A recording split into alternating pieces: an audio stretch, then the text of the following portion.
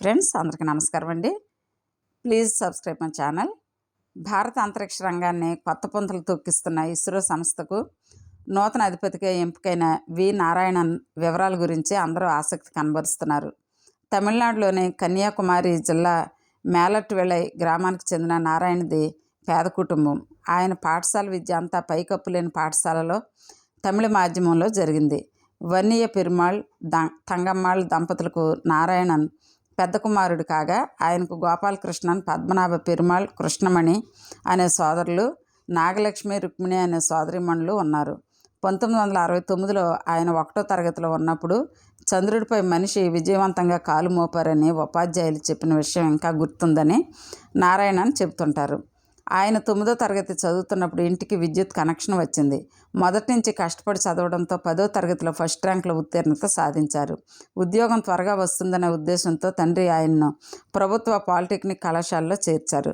తదనంతరం ఐఐటి ఖరగ్పూర్లో చేరి క్రయోజెనిక్ ఇంజనీరింగ్లో ఎంటెక్ చేసి మొదటి ర్యాంకు సాధించారు.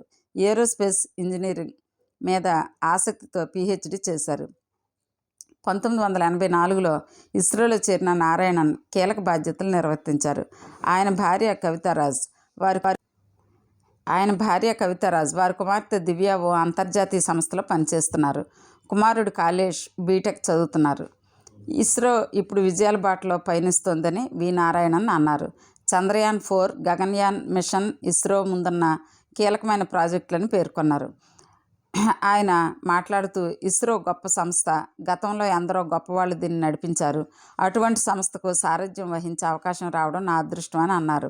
ఫిబ్రవరిలో నావిగేషన్ శాటిలైట్ NVS-02 ప్రయోగాన్ని చేపడతామని, అలాగే ఇస్రో మార్క్ 3 రాకెట్ ద్వారా అమెరికా శాటిలైట్ను పంపించే పనులు శ్రీహరికోటలో జరుగుతున్నాయని నారాయణన్ వెల్లడించారు. Thank you friends. Thank you for watching. Please subscribe my channel.